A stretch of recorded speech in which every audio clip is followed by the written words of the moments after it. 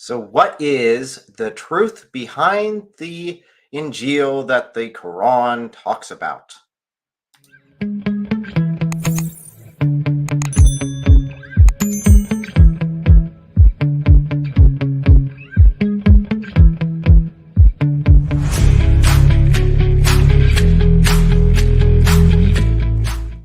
So, to help cover this topic, I am joined today by Dr. Eddie Dalcour.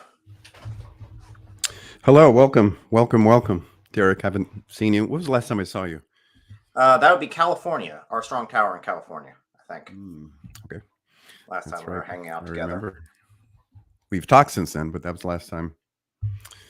George's event with chicken, and I just remember the food he brings in. Oh, it's always good.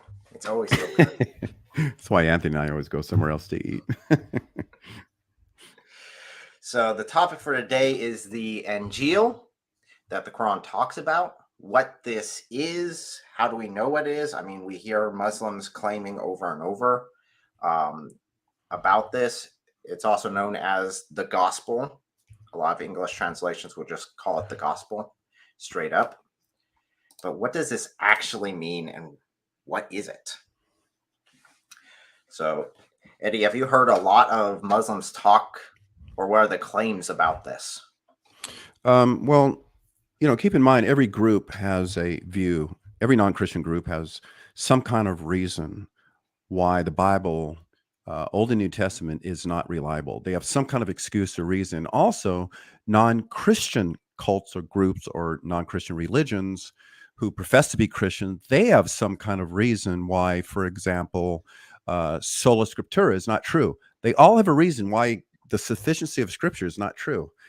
And with many of these groups, one of the reasons is that the gospel that we have in our hands today is just simply not the gospel that was written by the apostles.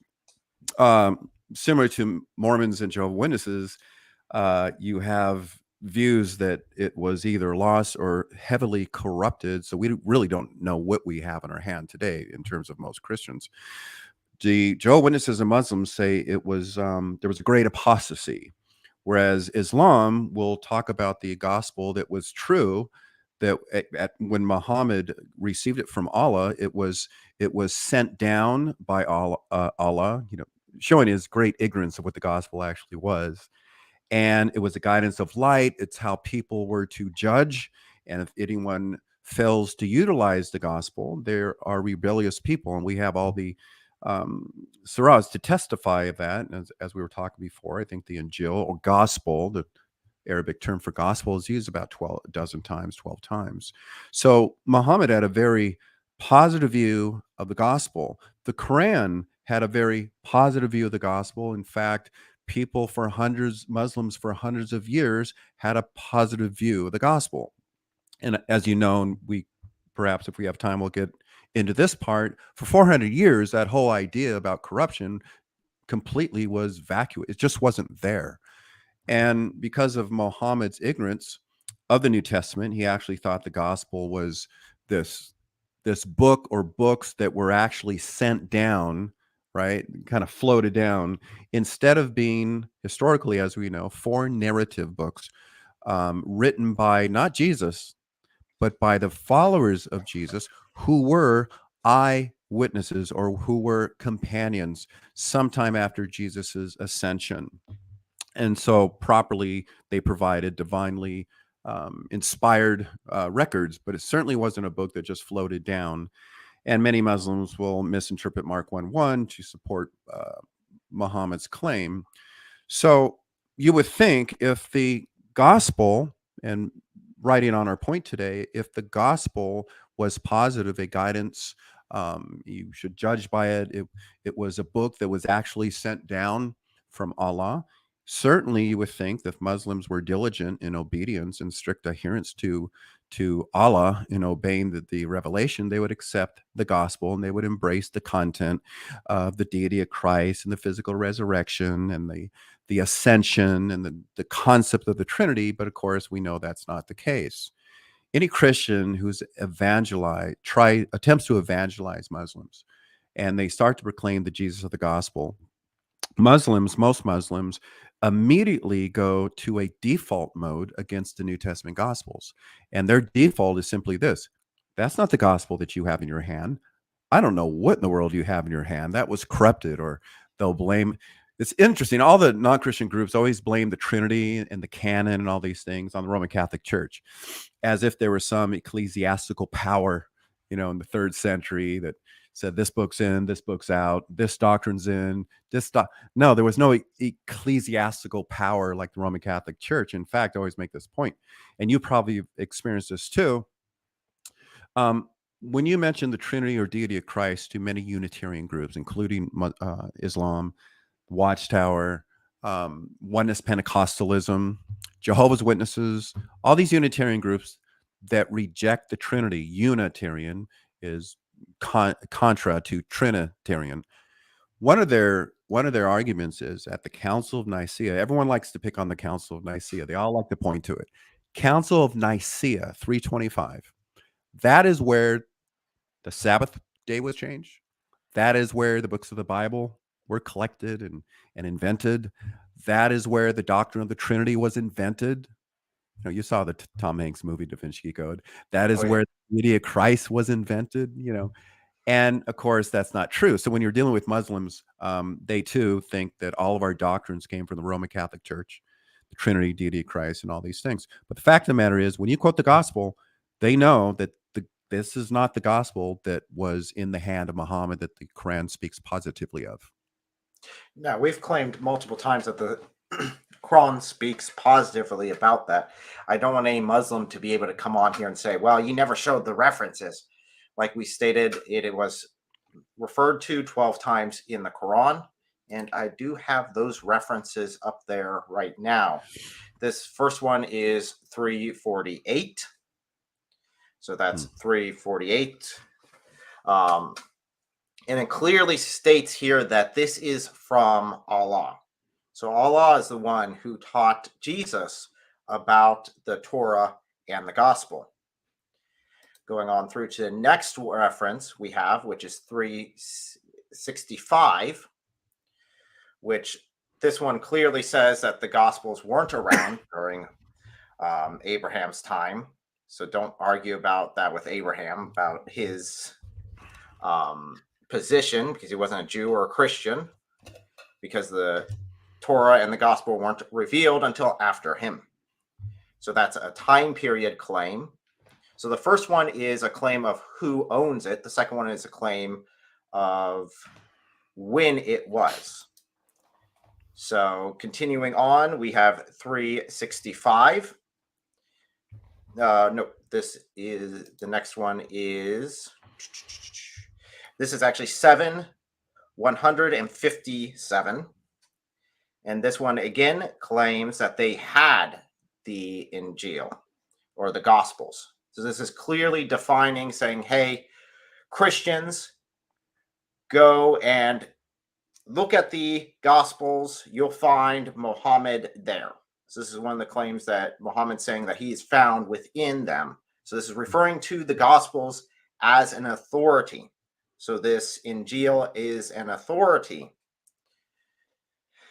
Continuing on down, we have, this is 4829. In this, again, they are claimed that the Jews and the Christians still have the Injil.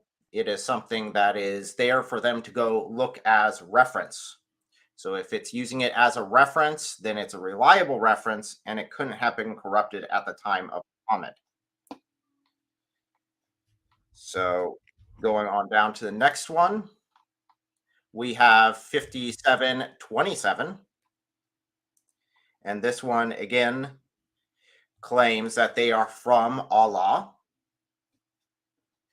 So far we're seeing a trend. Either it's a claim of when you can find this, who it is from, and who currently has it at this time frame in order to go judge by it. Because again, a command that says, hey, go judge by this book implies that you still have that book in a reliable form. You can't use it as a good reference if it has been corrupted. So we have 546 here, which again confirms that they are Allah's possessions, that he is the one who revealed them, that he's the one who showed them. So this is Allah's authority placed upon them. And this one's very interesting because here it specifically makes the claim that the Gospels were given to Jesus and they confirm what has been given before them. That's an interesting phrasing. It does appear again later on. In fact, in our next reference, in 3:3, we find again, this is Allah talking to Muhammad, saying, hey, the book that we are giving to them, to you, so the Quran is again confirming what has come before it. So again, it's not saying, some people tried to translate this saying that the Quran has an absolute authority. That's not what the Arabic is saying. It is saying that it is confirming what has already come before it. So I'm just trying to speed through these quickly. So 547 again says that obviously we still have to have the Injil because we are commanded to judge by it. And it even qualifies it further here by saying anyone who does not judge by it is of the disbelievers. So if you don't judge by the gospel, then you are of the disbelievers. You're an apostate. Yeah, there's a pretty heavy burden there. Again, this would make no sense if you did not have the gospels to judge by, or if they were corrupted. This would be absolute nonsense, because why would you have to judge by a corrupted book in order to be one of the believers? Continuing on after that, we have 566. Now, as we're going through 5, these are carry more weight because Surah 5 and Surah 9 were both the last ones revealed, chronologically speaking. So there's no abrogation to these. These override everything else before it. So if there's a contradiction between this and another ayah, you take this one over the other one. So that would again imply for the last one, which told us to judge by the Gospels, or we are the disbelievers. This one clearly claims again that they have the Injil, at least had the Injil at one point, because it says if they would have only upheld the Torah and the Gospels. So it's implying that at least they had it at one point. Muslims can commonly look at this and say, okay, well, fine, they had it at one point, then they corrupted it. Well, if we look just a little bit further on down the line at 68, so we're 66 jumping to 68, it clearly states that they currently have it. In fact, if not, if you don't stand on it, then you're not standing for anything. So after that, we've got, again, these are the last ones revealed. So these are the last words on the Injil itself. 110. Again, here Allah is claiming it as his own. This is his revelation that he presented to the people. So giving it, again, authority of Allah. Now, many Muslims can claim that this has been overwritten because now they got the Quran, and the Quran has more weight to it than the Gospels. Again, we haven't seen that in here. In fact, in this next one, and this is the last reference that we have to it, which is 9:111. Again, remember that 9 is one of the two that were revealed last. So these are, again, the last words on it. It is very clear that the Torah and the Gospel and the Quran are the words of Allah. In fact, it calls them the covenant of Allah and implies it as he is the one who keeps it. So, but the interesting thing here is that the Torah and the Gospel and the Quran are all in one list, and all that list is called the covenant. So it's all given equal authority in this ayah. So on top of that, the final and last point that I would definitely look at as far as the Quran goes and the authority that's given to the Injil, and implying that the Injil is still something that they had during Muhammad's lifetime and during Muhammad's ministry, would be 1094, which is Muhammad. It seems that Muhammad was doubting the revelations that he was given, and this is Allah confirming them by saying, if you're in doubt, go ask those who were given the scriptures before you.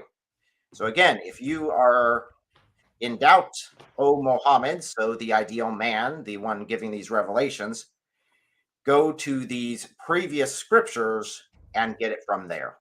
Go to these authorities and get it. Again, that would make no sense if, as many Muslims claim, it was corrupted before this point. So I'd say that there is no doubt, according to what is written in the Quran, that the Gospels were reliable at the time of Muhammad. So in the 7th century. So that is what the Quran has to say about it. So what would have been, if I were to go to a Christian during that time frame and say, the Gospels you have are reliable, what would they think I'm talking about? If you were to ask a Christian that, during that time period. Yeah, during that time period, they would have no problem seeing the gospel as the same gospel that was promulgated in manuscripts in the churches 100 years before that and 100 years before that. And you keep regressing, you keep going back, and you have the first century, they would have no problem. Keep in mind, before the 7th century, before the 6th and 7th and 8th century, we had the entirety of New Testament manuscripts already intact. In fact, we have right now, I was talking to you before the show, and I was telling you, every time I do a message on manuscripts or something of a textual nature, I always have to update the numbers because we keep finding new stuff. So sometimes I look on old sermons or articles, and I say, oh no, I got to update this stuff. It's similar to having a copy of Josh McDowell, Evidence Demands a Verdict, from the 80s. Just, we found so much more. Right now, Derek, we have about 25 or 26, listen to this, possible 2nd century manuscripts of the New Testament. Within these 25 or 26 manuscripts of the New Testament. Now, for anyone who doesn't know what a manuscript is, it's a copy in the same language, in Greek. We call this a manuscript, right? A Greek manuscript of the New Testament. Within these 25 or 26 possible 2nd century manuscripts, we have about 40% of the New Testament, including John 1:1. 40% of the New Testament. Then by the 4th century, we have manuscripts that have the totality of the New Testament. So, answering your question, a Christian would say, I have the same gospel that was written by the 1st century authors. No one had a problem with that. In fact, the Quran doesn't have a problem with that. Why do you think today there's so many Muslim scholars that debate the exact nature of the Injil, of the gospel? The general view is that, because they have to have this view, it's either been corrupted beyond recognition, lost, like it just kind of disappeared, or some would assert there's elements of both. And as you know, there's very few Muslims who are intellectually alive to the area of textual criticism to sustain such an argument. And it really is an argument of a circle. It really is.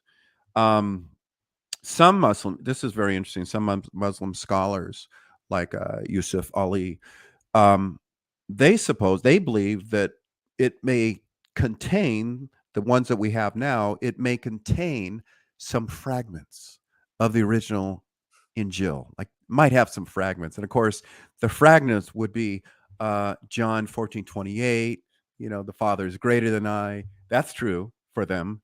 Or John 20:17, my Lord, your Lord, my God, your God. So they like to look at those passages because, as Yusuf Ali taught, we may have some fragments. How convenient to say we have fragments.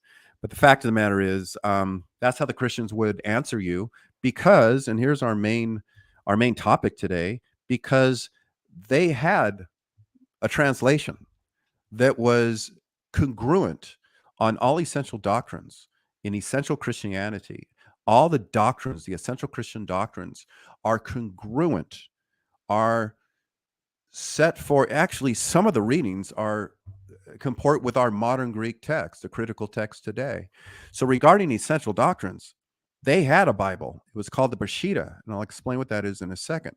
But the fact of the matter is there are no essential differences between the readings, the earliest readings of the New Testament manuscript, 2nd and 3rd century, and the very latest ones, 15th and 16th century.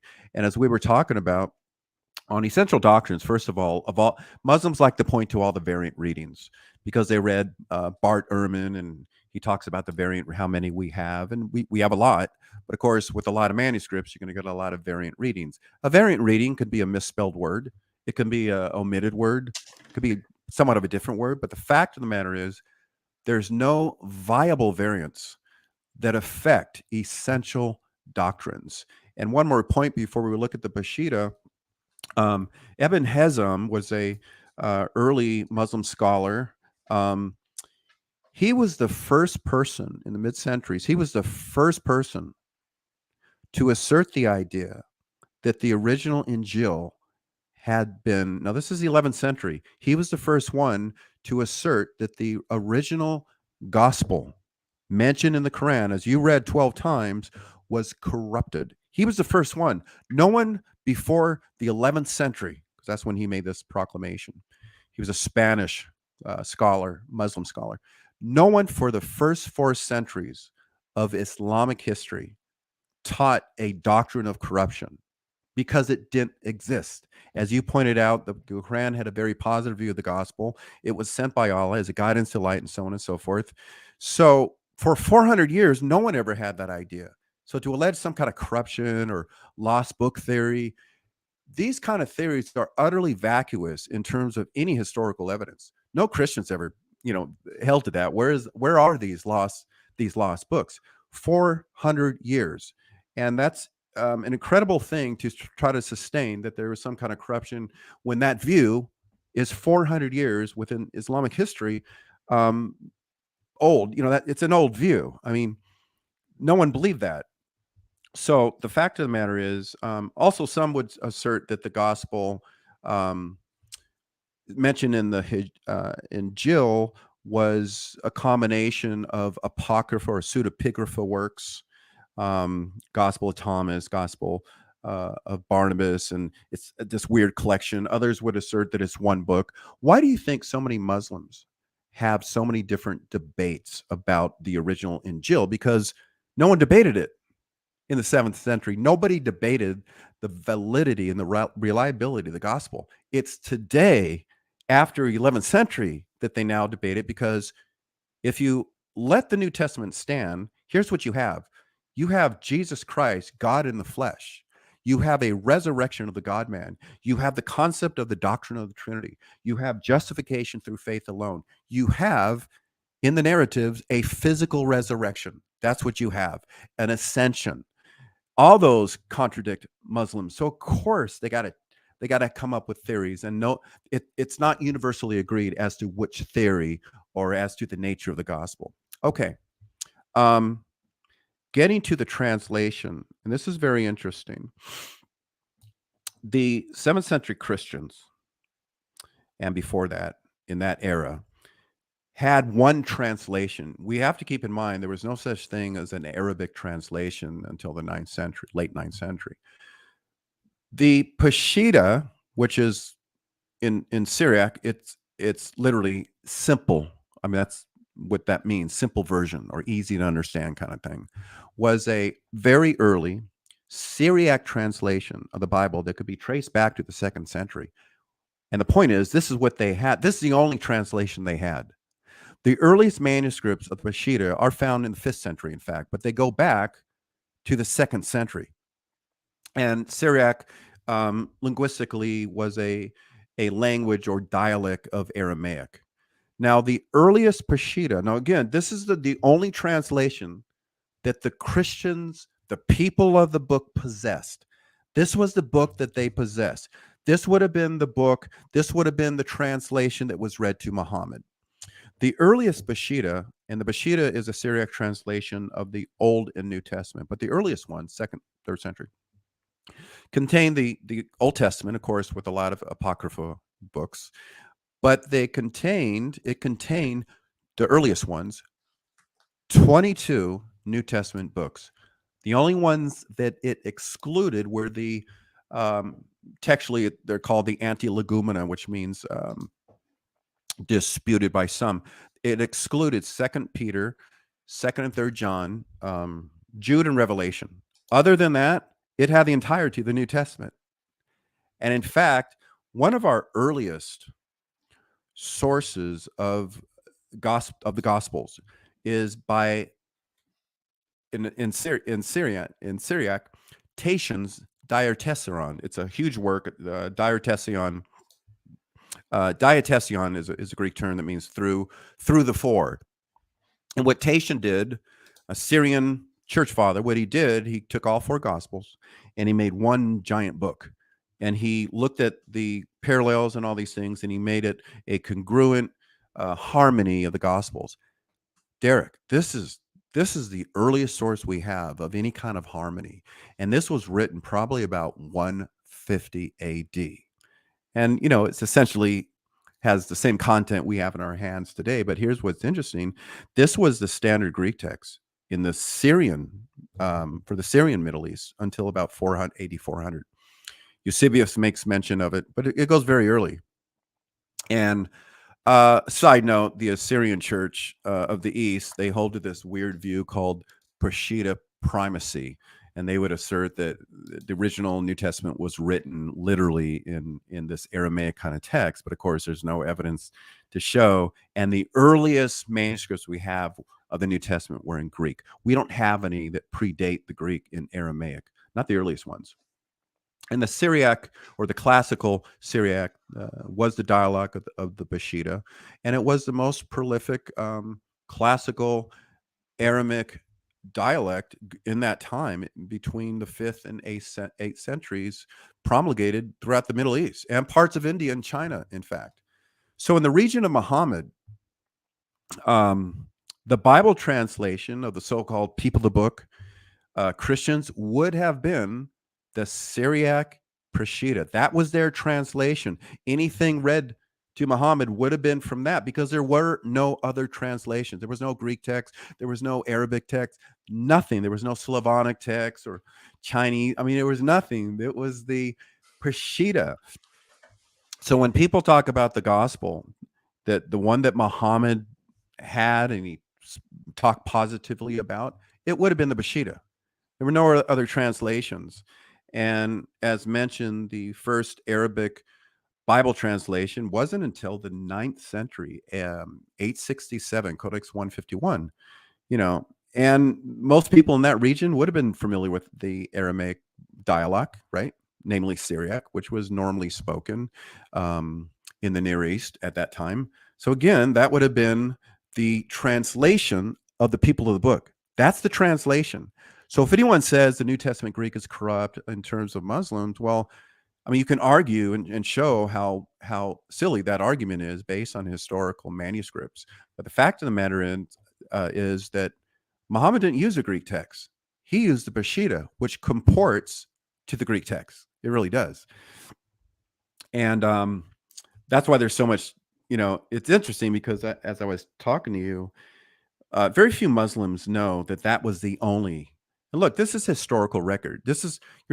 I'm not reaching for the stars trying to, come up with these arguments that can't be found historically. You can find it anywhere. This was the only translation promulgated that the people of the book possessed, that the Christians possessed. It was the Peshitta. And we know even in the Quran, as I think you alluded to, um, nowhere does the Quran teach that the gospel was corrupted. Nobody taught that, again, for 400 years. No one taught that. So the only gospel that Muhammad had was something that comported to the Bible that we have in our hands today. And even it's today the gospel and Torah that the Syrian church uses and embraced for in the 6th and 7th centuries in the time of Muhammad was fundamentally the same gospel that biblical Christians embrace today, that teaches the deity, the burial, the life, the death, the burial of resurrection of Jesus Christ, God in the flesh. All the deity of passages are intact in the Peshitta. And if you want, we can go look through some of those passages, which is very interesting because, as said before, some of the readings of the Peshitta, second, third century, comport with the critical text of the Greek that almost all modern translations are based upon. Now, that entire thing, to anyone that's studied history and understands how little historical evidence that we actually have from those time periods, to say that we have so many of these manuscripts out there is astounding. Considering that if you look at like the Battle of Troy, the history around that, we've got one writing from, I think it was 400 years after the event occurred. But to have all these manuscripts from the 2nd century that all agree doctrinally with what we currently have today is astounding. Mhm. Is Yeah, absolutely breathtaking. it really is. And I think even Christians, again, it's not a requirement that every Christian has to know stuff about textual reliability, because here, and I always make this point. Um, the normal means that God uses to save his people is the proclamation of the gospel. And Christians are always going to meet smarter people who are on the other side of the fence, who, as Paul says, are theologically atheistic. They're always going to meet them. People that are really smart, and they've got the list of skeptic arguments or arguments against the reliability and all these things. But keep in mind, the simple gospel presentation, the simple gospel proclamation, has the same efficacy, the same power today as it did when Paul wrote Romans 1:16. The gospel is the power of God for salvation. So never, ever underestimate the efficacy of the plain and simple gospel. Jesus Christ, God in the flesh, he became flesh, he lived the perfect life on behalf of his people. He died on the cross, absorbing the wrath of his people. He was crucified. He was resurrected on the third day. And if you put your faith in him, you will be saved. That's a simple gospel presentation. Um, so, and I always tell Christians, don't waste a whole lot of time. Whatever group you're talking with, whether it's Muhammad, how much of a pedophile he was, and all the corruption of Muhammad, or the false prophecies of Jehovah's Witnesses, or the false prophecies and polytheistic doctrines of the Mormons, you can waste a whole lot of time. Here's the problem: you could spend an hour talking about false prophecies and all these things. But what if the guy or girl you're talking to gets a phone call, then they have to go. You never got to the gospel, God's normal means of salvation. The power of God in salvation is the proclamation of the gospel. So get to my rule, and I always say this: get to the cross as fast as possible. That's what you got to do. Getting back to the New Testament reliability. First, yeah, we have almost 6,000 manuscripts. I mean, this isn't something that you can't, some fringe information. This can be this is verifiable. We have almost 6,000. I mean, the exact number I think right now is 5,838, but again, those numbers keep going up. Almost 6,000 Greek New Testament manuscripts from the early 2nd century, from the early, and some would speculate we have a few that may be the late first, but for the most part, 2nd century to the 16th, around there, century, in terms of just manuscripts, we have about 6,000. You know how many manuscripts that is? If you got all the Greek manuscripts, Derek, and you went outside, I couldn't do that here. There's too many buildings in Los Angeles. But if you laid all the Greek manuscripts, just all the pages, you would have right now about 2 million manuscripts, 2.6 million pages of Greek, 2.6 million of pages of Greek. So when we say 6,000 manuscripts, keep in mind the average size of a manuscript was about 300 or 400 pages. Sometimes they were this big, might have 2 verses on it. Sometimes they were just pages and pages in codex. And no other book of antiquity comes even close. These people who would never dream of questioning any other work of antiquity, all of a sudden they have a different criteria when it comes to the scriptures. That's a whole lot of manuscripts. And let me tell you, John 1:1 from the 2nd century reads the same way as the latest manuscripts. In other words, there's no viable variant of John 1:1. The verse that we have in our hand, the readings that we have in our hand, corresponds with the earliest Greek manuscripts from the 2nd century on John 1:1. In the beginning was the Word was with God, and theos hein halagos. God, theos, God was the Word. In every manuscript that appears, that reading appears.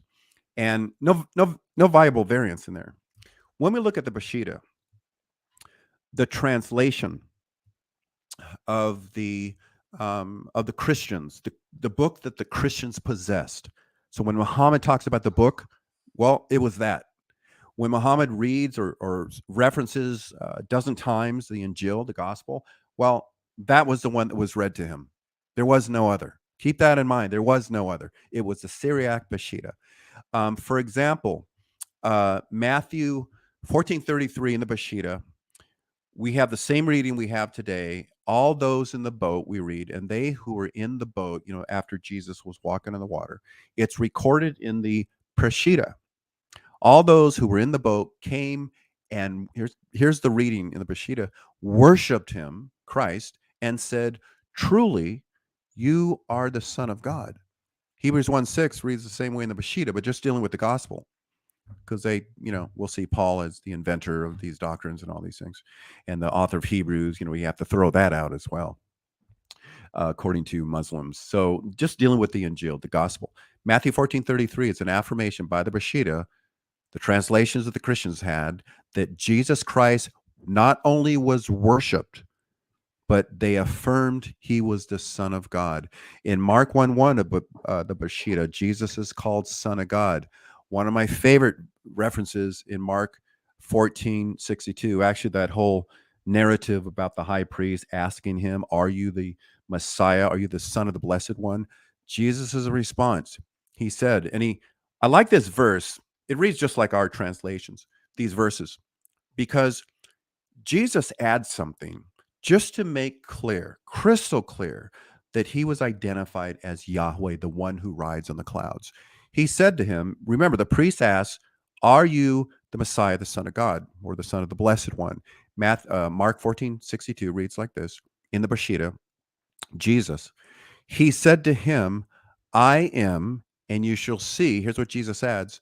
So he's the Son of God, he's the Messiah. He says, I am, and Jesus adds, you shall see the Son of Man sitting at the right hand of power, coming in the clouds. And of course, the priest tore his clothes. And, do we need another witness? He said. He says he's the Son of Man. That's a reference from Daniel 7. Riding the clouds. Only Yahweh rides the clouds. And this is all in the Peshitta. In John 1:1, it reads like we have basically, fundamentally, what we have in our scriptures today. But look at verse 3 in the Peshitta. I don't know if anyone has their Peshitta, but in John 1:1 reads like our Bibles today. In verse 3, everything was by his hand, Christ. Everything was by his hand. This is the reading in the Peshitta translation. And without him was not anything, whatever, that existed. And same with verse 10, the Peshitta 1:10, and the world was by his hand. In John 1:14, it reads like ours, the word became flesh. In John 1:18, now here, very interesting, Derek, in John 1:18, it reads like the critical text, the modern Greek text, or the critical text in which modern translations upon which they use to translate. But this reading goes back, it's the earliest reading of John 1:18. And we read this in the Peshitta, in the 3rd century Peshitta. No man has ever seen God, the one and only God. That's from the Greek, monogenes theos, the one and only God, or only begotten God, he who is in the bosom of the Father hath declared him. He calls Christ in John refers to Christ as the one and only God, but this is the reading in the Peshitta. And same with in Etheridge translation, we read in 824, unless you believe that I am, you will die in your sins. 1030, I and the Father are one. How about this? John 14:14, again, agreeing with the critical text, we have the pronoun, me. Jesus says, according to Peshitta, John 14:14, if you or ye shall ask of me, pray to me, in my name I will do it. Jesus is instructing people to pray to him. And let me just give you one more on the deity of Christ, because I think it's a better reading than most modern translations. Again, this is from the Peshitta, Romans 9:5. Because linguistically, there can be some ambiguity in this text, but some translations really, we have a very clear reading as to the reference, as to the referential identity, God overall. Here's how the Peshitta reads in Romans 9:5. And from among who Messiah appeared in the flesh, who is God over all, to whom praises and benediction forever and ever. Amen. That's how it reads in the Peshitta. It makes Christ the referential identity of God over all. And we can go on and on and on about all the resurrection. All the crosswork passages are namely intact in the narrative. Mark 10:45, the Son of Man did not come here to be served, but to serve and give his life a ransom for the many. That's in the Peshitta. And all the resurrection and burial passages, the main ones, they're all in the Peshitta. His claim to be the agent of his own resurrection in John 2:19 through 22, when he says, demolish Peshitta, demolish this temple, I'll raise it up in 3 days. And then in verse 21 of chapter 2, he spake of his temple, the temple of his own body. And it says his disciples remember this. This is showing that Christ was the agent of his own resurrection. And of course, John 19:30, it is finished. It is finished. So the fact of the matter in the Peshitta, all the essential doctrines are intact. And this is the translation that Muhammad used. This is the only translation that the Christians in that region would have used. So I think it's a great point to bring out, because a lot of Muslims aren't aware of this fact. Not that they, again, we got to rely on the Lord opening their eyes, because you can be crystal clear and just logical and articulate and all these things and just bear all this evidence out, but it doesn't guarantee they're gonna just say, okay, I want to go to your church, I want to be baptized. Remember with Luke 16, the rich man Lazarus, the rich man wanted to warn his brothers who were still living. He's in torment in Hades, and Abraham tells him, even if someone raises from the dead, they're still not going to come to faith, right? They still won't believe, even if they saw empirical evidence. So we have to look at it in that way too. But I would definitely let the gospel speak for itself. The gospel the Christians had in their hand. Let that gospel speak. The gospel, the New Testament, the gospel proclamations that the Christians had in their hand in the 7th century, that Muhammad spoke about, because that's the only translation. So we can fairly deduce that that's what he spoke about when he mentioned the Injil 12 times. That it was the Peshitta, who affirms our faith. The Peshitta is on our side, and it's consistent in terms of essential theology, it's consistent to what we have in our hand in all the Greek manuscripts. I'd definitely say that's even reinforced again in the Quran, specifically in 4:171. You're mentioning John 1:1, where it's talking about Jesus being the Word. In the Quran, Jesus is referred to as the Word of Allah twice. One in 4:147 and another one in 3:39. So again, the Quran is basically restating that Jesus is the Word, and he's the only one who's given this word title as the Word of Allah, which would be right in line with what we read in John 1:1. So yeah, someone read to Muhammad John 1:1 and John 4 and 1:14 in Revelation. He is the word. You really do. Let me tell you something. What I think, Derek, when we have this kind of evidence, when we can show empirically, objectively, verifiably this kind of evidence, you really understand when they reject it. You really understand that this whole thing is spiritual. It's not a question of how smart they are. It's not a question of intellection. It really isn't. It's a spiritual issue. They are just blind as can be. That's why before it's a good idea for all Christians. You should just pray, that God would open their eyes as you present the simplicity of the gospel in some of these points. Absolutely. As I've always said and reminded everyone who reaches out to Muslims or reaches out to any cult or anyone who's lost, do remember that they are not your enemy. They're not your opponent. They are not someone to be hated or despised. They are the hostages of the enemy. They're the ones being held captive. And your job is as to play a small role as the rescuer, to come alongside and help guide with the Holy Spirit and to rely upon the Holy Spirit's guidance in those, of course. But that's our position. So constantly praying for the lost people, constantly praying for Muslims to come to this fullness of life in Jesus Christ. That is our deepest hope. Yes. So if anyone has any questions, I know we've got one that I've starred that we'll go over. If you guys have any questions, you're welcome to join us live on here and have a discussion about it. So I've left it in the chat. I've pinned it at the top. So it's not complicated to come in. You just have to tell us what mics you want to use, and I won't require you to use a webcam.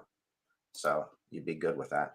But we do have a question about the second century manuscripts and what the confirmation, how do they confirm that it's from the 2nd century? Oh, paleographically, when they just like any secular manuscript, they don't just look at the content, but rather the word size or the word shape, and how the Greek in the 1st century or 2nd century. For example, I'll give you an example. 2nd century manuscripts and 3rd century manuscripts, when they would come to the word God or Jesus or holy, this was called the nomina sacra. They would abbreviate it. So instead of writing the whole name, Jesus, like for Jesus, they would abbreviate it. Normally, they would either conflate it or they would write the first letter and the last letter. And they put a line so it's being abbreviated. Now, this is indicative to 2nd century manuscripts and 3rd century. So we know when we come to manuscripts, that's one of the things. But also, what was found with the manuscripts? What artifacts were found with the manuscript? What kind of paper was it written on? For instance, early manuscripts, even in secular manuscripts, were written not on vellum, not on animal skins. They were written on papyrus, right? And papyri was a material from a papyrus plant. They would take the reed off, they would spread it out and make like paper on it. So based on the materials, it's easy to see, to calculate dates.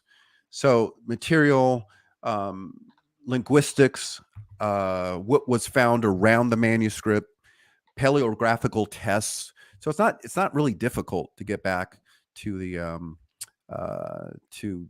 at least give a time window. Sometimes it's arranged. Sometimes it's, most of these manuscripts were not dated like January 4th, 19.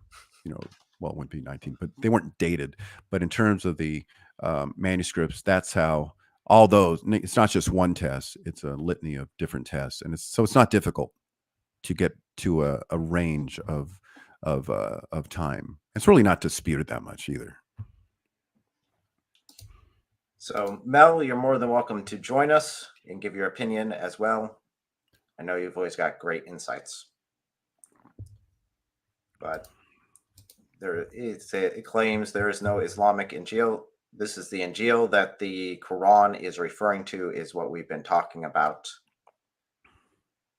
Written in the language that would have been around and definitely around the area of Muhammad during his time as acclaimed prophet. The only translation that was in that region as evidence. So if you guys don't jump on here and have more questions for us, we will be wrapping up shortly. Real quick, Eddie, what do you have that you're working on right now that you would like people to know about?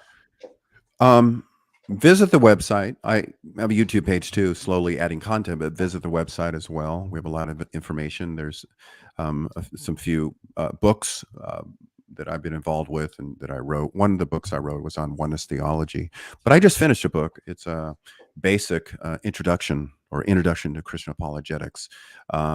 It's in the process of being published right now, so I will have that. Hopefully in the next 2 or 3 weeks, it will actually be published and on the website.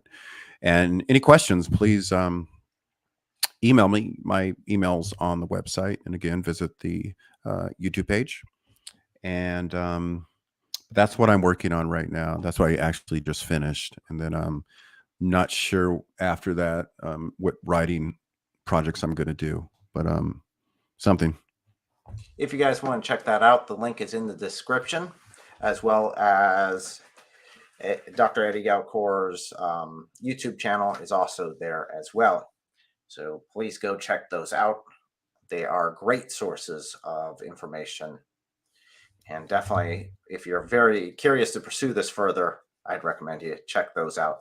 On my end, we are preparing for the Ministry to Muslims conference in Ohio that will be coming up shortly.